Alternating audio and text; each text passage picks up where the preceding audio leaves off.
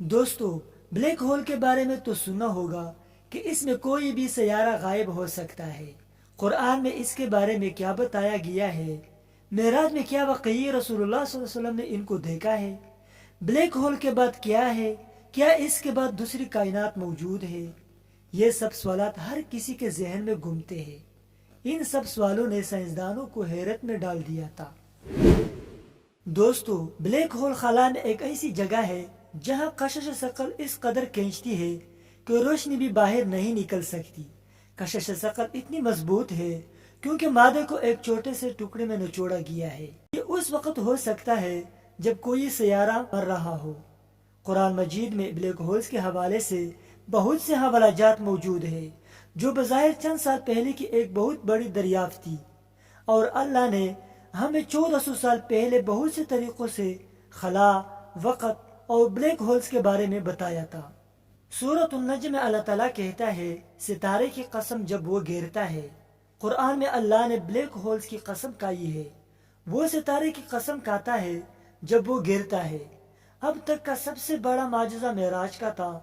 جب محمد صلی اللہ علیہ وسلم آسمان پر گئے تو وہ راستے میں کئی جگہ رکے تھے۔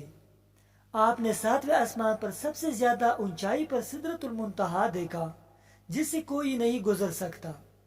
بہت بڑا معجزہ سدرۃ المنتہا کی تفصیل ہے جو بلیک ہول سے متعلق حالیہ دریافتوں سے حیرت انگیز طور پر میل کھاتی ہے۔ بلیک ہولز کو اب ایک چوڑے منہ اور تنگ سرے کے ساتھ چمنی کی شکل میں دکھایا گیا ہے۔ یہ حال ہی میں دکھایا گیا ہے کیونکہ پہلے سائنسدانوں کو اس بات کا کوئی اندازہ نہیں تھا کہ بلیک ہول کیسا ہوتا ہے، لیکن 1400 سال پہلے قرآن میں ایک ایسی ہستی کی مکمل عکاسی موجود تھی جسے آج بلیک ہول کہا جاتا ہے، جہاں اللہ تعالیٰ نے سدرۃ المنتہا کا ذکر کیا ہے۔ بیری کا درخت اور اس کے تمام خوبیوں کو تفصیل سے بیان کیا ہے۔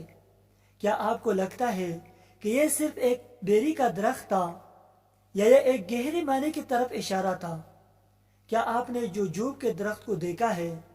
یہ اوپر بکھر جاتا ہے اور نیچے آتے ہی تنگ ہو جاتا ہے، بلیک ہول کی شکل کی طرح، یعنی فنل کی شکل کا۔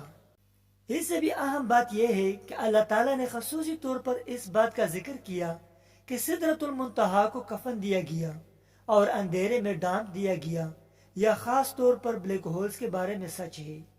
وہ غیر معمولی طور پر تاریک ہے کیونکہ روشنی کا معمولی سا حصہ بھی بلیک ہول سے نہیں بچ سکتا۔ روشنی یا تو مکمل طور پر اپنا راستہ بدل لیتی ہے یا بلیک ہول اس سے نگل جاتی ہے۔ حیرت انگیز ہے نا؟ لیکن انتظار کرو، اور بھی ہے۔ بلیک ہولز، اس کا مطلب یہ بھی ہے کہ انسانی آنکھ اس کو نہیں دیکھ سکتی۔ سورۃ النجم میں بلیک ہولز کا اللہ تعالیٰ اس کے عین مطابق منظر کی وضاحت کرتا ہے جب نبی کریم صلی اللہ علیہ وسلم سدرۃ المنتہا بیری کے درخت کے قریب تشریف لائے، دیکھا کہ لاٹ کا درخت کو کفنایا ہوا تھا۔ اس کی آنکھ نہ ڈگمگائی اور نہ بھٹکی۔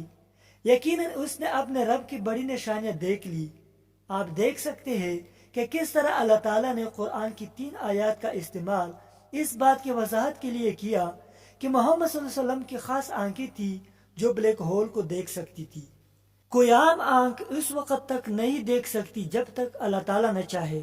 سدرۃ المنتہا بیری کے درخت اور بلیک ہول کی تفصیل کے درمیان مماثلت ذہن کو اڑا دیتی ہے۔ بلیک ہول کا دوسرا سرا وہ تھا جہاں اللہ تعالیٰ سے ملاقات ہوئی محبوب کا، جیسے کہ قرآن کہتا ہے، پھر وہ قریب آیا اور نیچے اترا۔ سورۃ النجم کی ایک اور آیات میں اللہ تعالیٰ فرماتا ہے، اور یقیناً اس نے اسے کسی اور نزول میں دیکھا تھا۔ سائنسدانوں نے پہلے یقین کیا کہ بلیک ہول لامحدود ہے، یہ کہیں نہیں جاتا اور اس کی کوئی انتہا نہیں، لیکن آج محققین کا مشورہ ہے کہ یہ سچ نہیں ہے۔